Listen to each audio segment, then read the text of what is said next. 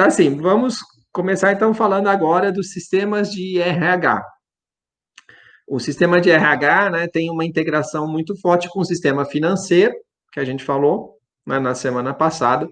Né, na verdade, né, se não é o mesmo sistema, isso é um desafio para a empresa, para a área de TI da empresa, porque tem que fazer os dois se integrarem, né, conectarem os dois.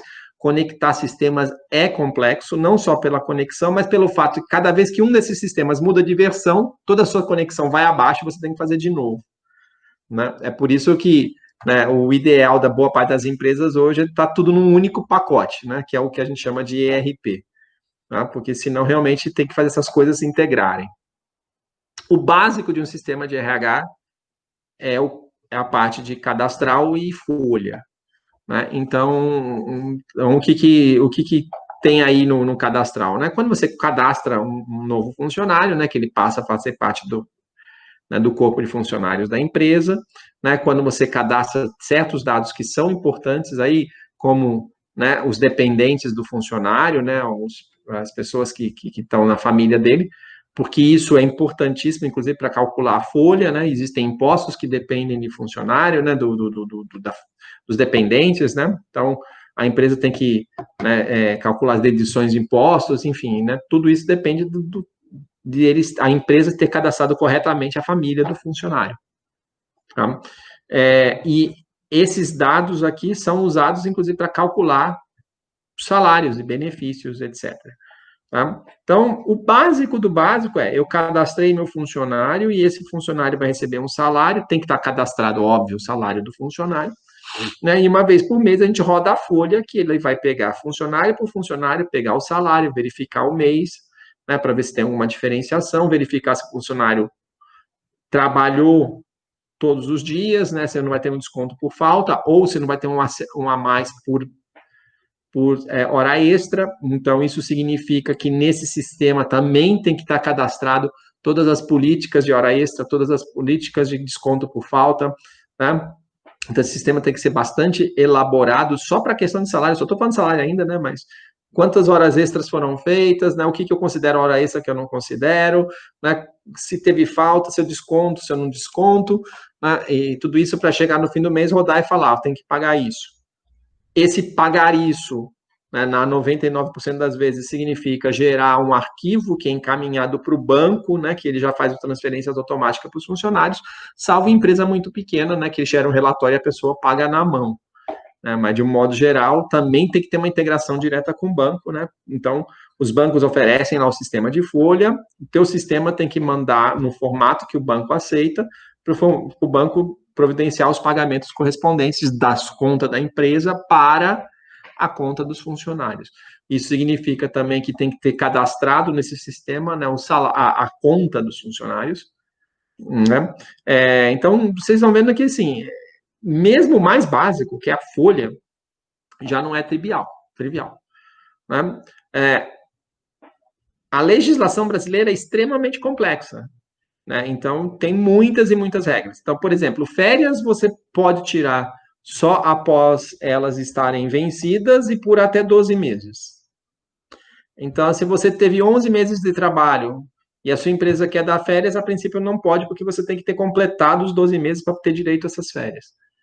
Né? Em compensação, se, por exemplo, no próximo ano você não pode sair de forma alguma porque você tem compromissos na faculdade, seja o que for, você preferia tirar férias só no ano seguinte, também não pode, porque pela lei você tem que tirar nos próximos 12 meses.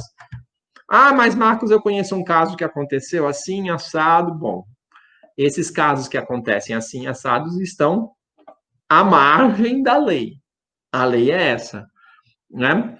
Então podem ter acordos informais que aí não entram no sistema, mas você relata que as suas férias são numa certa data, mas na verdade vai ser em outra, né? Porque você fez um acordo informal. Isso está fora da lei, tá, gente? Mas além dessa questão, existem também hoje, na última mudança trabalhista, né, regras que você pode, que acordos entre empresas e trabalhadores passam por cima da lei, né? Então eles podem ser acima da lei. Então, de repente, você tem um acordo que, ao invés de hora extra, você aceita banco de horas, né? Esse acordo, ele vale porque foi uma coisa acordada entre os dois lados. Então, de novo, esse tipo de coisa tem que estar recadastrado no sistema. Tá? Então, tudo isso tem que estar cadastrado no sistema simplesmente para pagar salário. Lembrando que cada vez que você paga salário para alguém, você tem que pagar um fundo de garantia para esse alguém, então você tem que depositar numa conta poupança associada ao fundo de garantia daquela pessoa, um dozeavos daquele salário todo mês, né? Então isso é uma coisa que tem que ser feita também em paralelo. Lembrando que cada vez que você vai pagar o salário para alguém, você tem que descontar desse salário uma certa porcentagem, né, relativo ao INSS do trabalhador, que o trabalhador tem que pagar, relativo ao imposto de renda do trabalhador, né, se você tiver que guardar, se a pessoa receber acima do mínimo, né, do mínimo, não no salário mínimo, mas do mínimo de imposto de renda, né, você já tem que recolher uma parte do imposto de renda.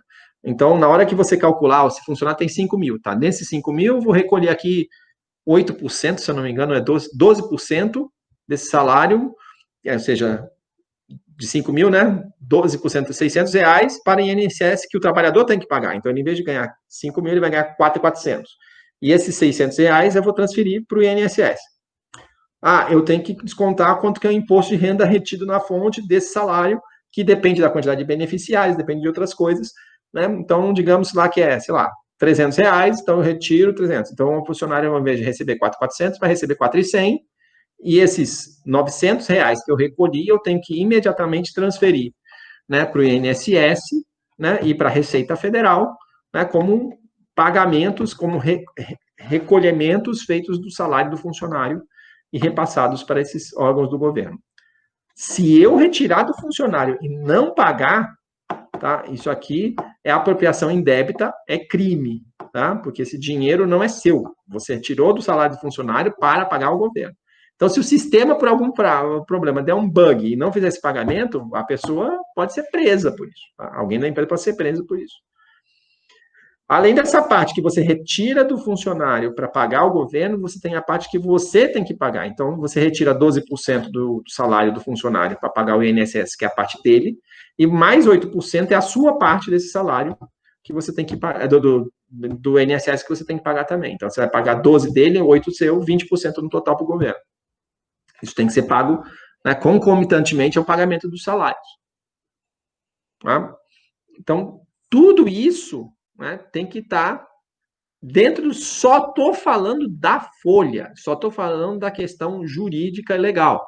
Né? Então, você tem que ter, por exemplo, relatórios para saber que período de férias, quem está vencendo férias. Então, por exemplo, olha, no próximo mês, tais pessoas vencem as férias. Isso significa que tem que tirar as férias agora, né? Porque se não tirar as férias, né, vai ter problema legal para o governo, né? Porque você tem que tirar nos próximos 12 meses após o vencimento.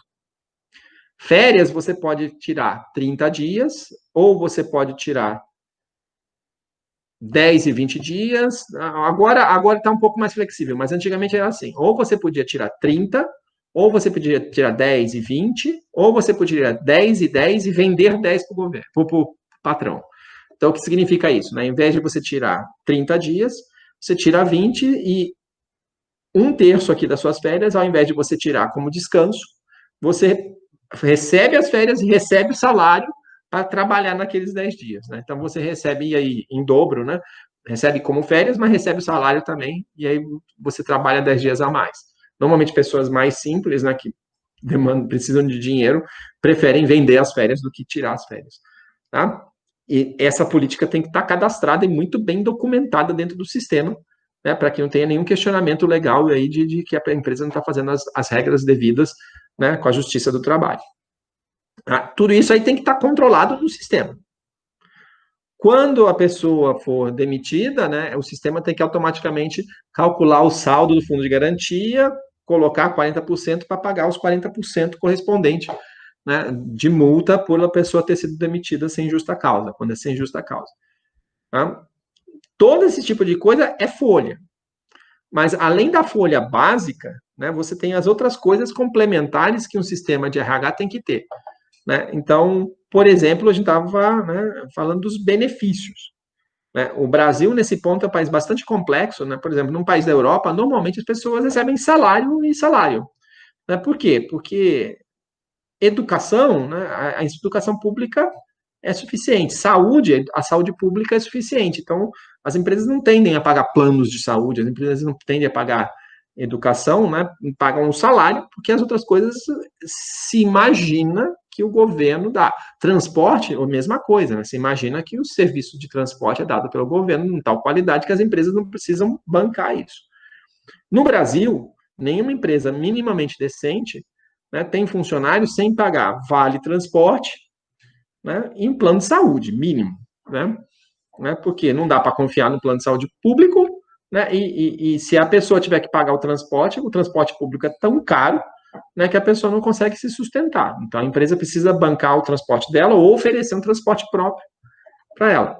Tá? Então isso também acaba entrando como uma necessidade dos sistemas básicos de folha. Eu estou falando só os sistemas básicos de RH. Né? Então, assim, que benefícios eu dou para os funcionários? Muitas vezes as empresas não têm o mesmo benefício, né? Dependendo do perfil do funcionário, tem benefícios diferentes. Eu dou plano de saúde, tá? Então, o plano de saúde, muitas empresas oferecem opções, né? Você quer o básico ou o premium, né? Então, o básico a empresa paga inteiro, o premium é metade a metade. Né? Aí tem que estar cadastrado lá. Esse sistema tem que estar integrado com a empresa que oferece o plano de saúde, para eles automaticamente trocar informação, né, de que se é básico ou premium. Boa parte dos planos de saúde hoje em dia são o que a gente chama de programas participativos. Né? E o que é esse programa participativo? É que ao invés de você ter 100% de todo o seu custo pago pelo plano de saúde, né, o plano de saúde paga 80% e você arca com 20%. E esse é o tipo de plano que é o mais usado hoje, por quê? Tá? Porque ele acaba saindo muito mais barato. Né? Acaba sendo muito mais barato para a empresa também e para os funcionários. E por que sai mais barato? Porque, dado que você paga um pouco, é pouco, mas se você paga um pouco cada vez que você vai numa consulta, cada vez que você faz um exame, você não vai sair fazendo exame e consulta à torta direito sem necessidade. Então, você pensa duas vezes. Então, as pessoas são um pouquinho mais racionais atrás dessas coisas, né? Então, por isso, os planos de saúde, elas gastam menos do plano e o plano pode cobrar menos. Aquele plano antigo que você tinha tudo 100% sem pagar, é cada dia mais raro, né? Porque fica muito caro, né? A pessoa usar o que quiser quando quiser. Né? Então, esse participativo é o mais normal. Só que esse participativo significa mais uma complexidade no sistema de RH. Por quê? Porque eu pago lá um plano de saúde por uma certa empresa de saúde, ela apura quanto que a pessoa gastou no mês e no final do mês ela manda um relatório para a empresa dizendo, olha, esse funcionário gastou isso, aquele funcionário gastou aquilo, e normalmente o que as empresas fazem é cobrar, né, esse participativo dos funcionários, ou pelo menos parte desse participativo dos funcionários, porque senão não faz sentido, né? Se ela não cobrar dos funcionários, justamente a benefício, que é evitar, né, que o funcionário gasta sem responsabilidade, não vai acontecer, porque quem vai estar pagando é só a empresa. Então, normalmente, quando tem esse plano participativo, é o funcionário que paga esses custos. Só que, de novo, isso significa que tem que ter uma conexão direta entre o sistema de saúde, da empresa de saúde, e o sistema de pagamento, de tal forma, quando a pessoa for receber o salário, eu já desconto o valor do participativo dela e ela já recebe menos. Estão vendo que a quantidade de integrações não é trivial. Eu dou plano, eu dou vale alimentação, dou um ticket lá. Bom, a empresa de ticket tem que receber quem são os funcionários e quanto que eu tenho que dar de vale para cada um deles. Né? Eu tenho que estar cadastrado aqui qual é o código de cada ticket. Eu dou vale refeição, mesma coisa. Né? Eu dou transporte. O transporte, né? Você tem. Eu lembro quando eu comecei lá nos meus primeiros empregos, né? Que eu fui lá na área de RH, tinha um mapa da cidade com todas as ruas e eles colocavam uns alfinetinhos, aqueles que têm cabeça colorida, né? Onde cada funcionário morava, para eles conseguirem desenhar o caminho, né, que os ônibus faziam, né? E aí, quando eu entrei na empresa, eles pegaram onde você mora, tal lugar, e botaram o meu alfinetinho lá, esse cara mora aqui. Né? Agora, vocês imaginam, a empresa que eu trabalhava tinha 3.000 funcionários, né? 3.000 alfinetes ali naquele mapa, né? E gerenciar isso na mão. Era assim que era feito. Né? Hoje você, né, não concebe um negócio desse, tem que ter lá algum sistema automático de gerenciamento de mapas, né, e que consiga desenhar melhores trajetos para esses ônibus, né, o que é mais uma complexidade. Né? Então, para você realmente saber, né, que funcionário, que mora em que lugar, qual ônibus que ele pega, tá? Então, tudo isso aí tá lá, né, como necessidade em um sistema de RH. Além disso, a gente falou nos sistemas financeiros das reservas, que a boa parte das reservas são reservas relacionadas a RH, então é o sistema de RH que tem que avisar lá o sistema financeiro, ó, você pode colocar isso como reserva, que isso você não paga lucro, porque afinal de contas é uma reserva do 13º, né? Então tem que ter uma integração muito forte entre o RH e o sistema financeiro para fazer esse tipo de coisa, né? E também a gente falou, quando a gente falou dos sistemas financeiros, do custeio, né? De eu saber quanto custa fazer um certo produto ou um certo serviço. Né? Parte desse custo é o custo da mão de obra associada. Então, quando uma empresa lá faz um automóvel, uma montadora faz um automóvel, quantas horas do operador X ela gastou para fazer cada automóvel? Essa parcela do custo daquele funcionário vai entrar no custo do carro como um todo, né? Para saber quanto ela tem que cobrar para ela ter lucro. Lembrando que não é uma parcela do salário, tá, gente? É uma parcela de todos esses custos que a gente acabou de falar. Né? Então, qual é o custo total desse funcionário, inclusive das férias que ele vai ter, inclusive do 13º que ele vai receber, né? De tal forma que eu sei quanto custa cada hora dele. O custo da hora não é salário, o custo da hora é tudo isso que a gente está colocando aqui. Né? Então, o sistema tem que fazer esse custo para saber que se eu gasto X horas, eu preciso no mínimo tanto para não ter prejuízo. E ainda estou falando das coisas mais básicas que se espera de qualquer sistema de RH.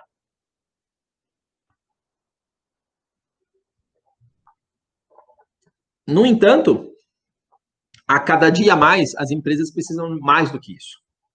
E na nossa área, principalmente na área de TI, as demandas por RH são cada dia mais crescentes. Tá? Eu estava agora há pouco numa disciplina de empreendedorismo, e uma das propostas de startup lá dos alunos é uma empresa para ajudar empresas de TI a achar profissionais no mercado. Porque achar profissional no mercado é uma demanda forte, né? É uma demanda necessária nesse momento que as empresas têm muito mais vaga do que gente interessada em trabalhar. Então, assim, o sistema de RH, de alguma forma, ele tem que estar integrado às ferramentas de contratação, a agências de contratação, né? Que ele tem que conseguir gerar relatos e interfaces de vagas disponíveis, né? Ele tem que ter inteligência para, por exemplo, quando aparecer uma vaga, ele verificar se entre os funcionários internos não tem um interesse interno de entrar naquela vaga, são os concursos internos, tá? Então, assim, manter funcionários bem motivados hoje é um desafio. É importantíssimo para as empresas manter os funcionários motivados. Se tem uma coisa que desmotiva profundamente funcionários, inclusive eu já estive muito desmotivado nesse sentido, é quando você vê que você tem uma competência interessante, você está dentro de uma empresa e a empresa abre para contratar alguém de fora para aquela vaga que você tinha interesse.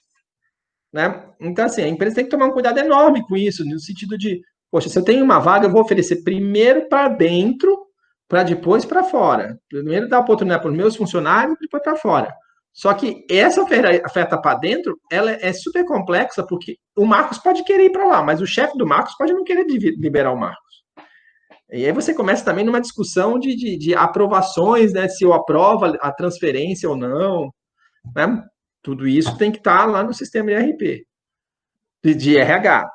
A gente tem, na legislação brasileira, né, uma preocupação muito grande nas pessoas não terem desvio de função. Eu, pessoalmente, eu acho que isso pessoalmente, tá? Eu acho errado, tá? Eu acho que se uma empresa, lógico, não vai contratar um desenvolvedor para ficar fazendo marcenaria, né? Mas, às vezes, esse desvio de função é uma coisa tão específica, tá? Que no mundo de hoje não faz sentido, né? Então, uma empresa contrata alguém para ser torneiro mecânico, que é um torno, é um tipo de equipamento de metalúrgicas, né? Mas o torno está parado, eu vou para a fresa, que é um equipamento que normalmente todas as empresas metalúrgicas têm um do lado do outro, um torno do lado de uma fresa, alguém que mexe no torno poderia muito bem trabalhar numa fresa, mas como ele foi contratado como torneiro mecânico, ele não pode colocar ela na fresa, porque senão ele vai processar a empresa por desvio de função.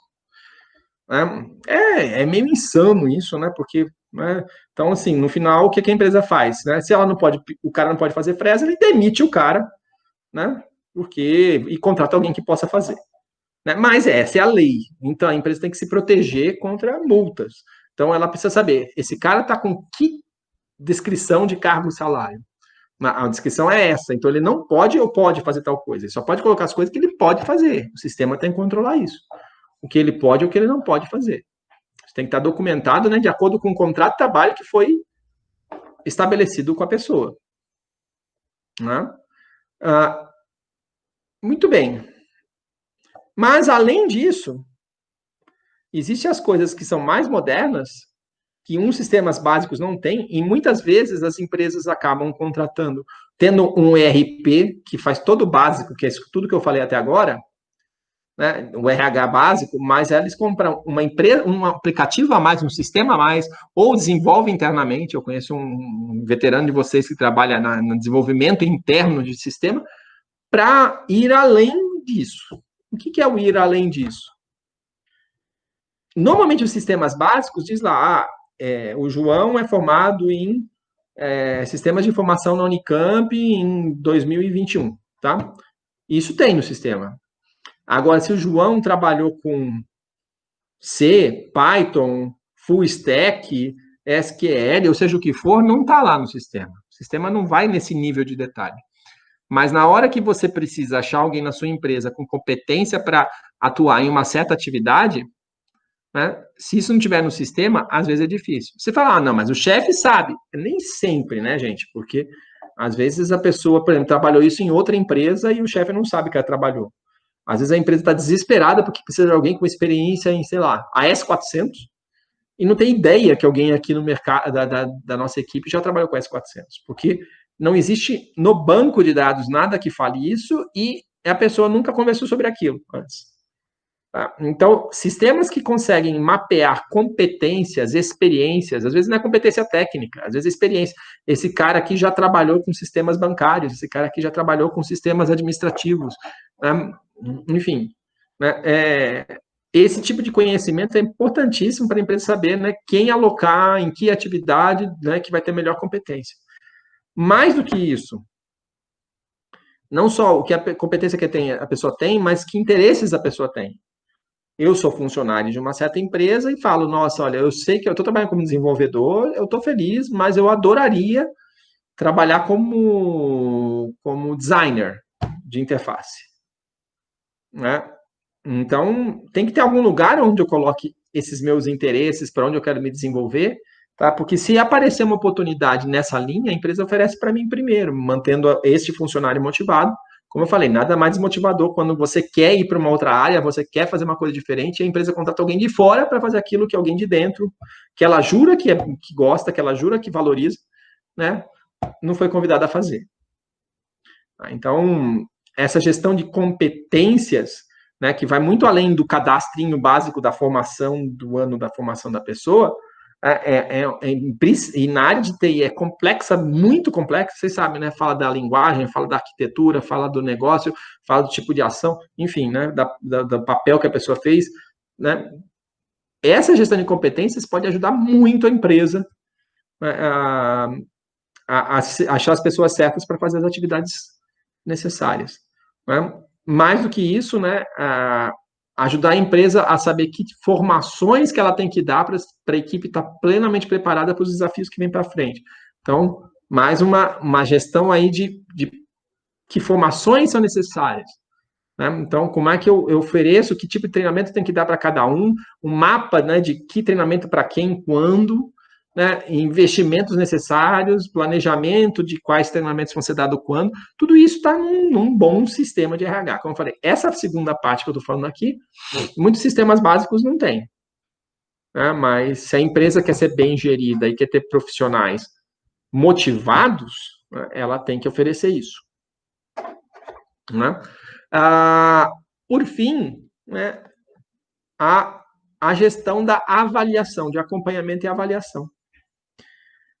uma boa empresa de gestão que gere RH, né, para manter esses profissionais motivados, ela tem que deixar muito claro para eles o que se espera deles, né, e oferecer avaliações contínuas em cima do desempenho que eles estão tendo em relação a isso que deles é esperado.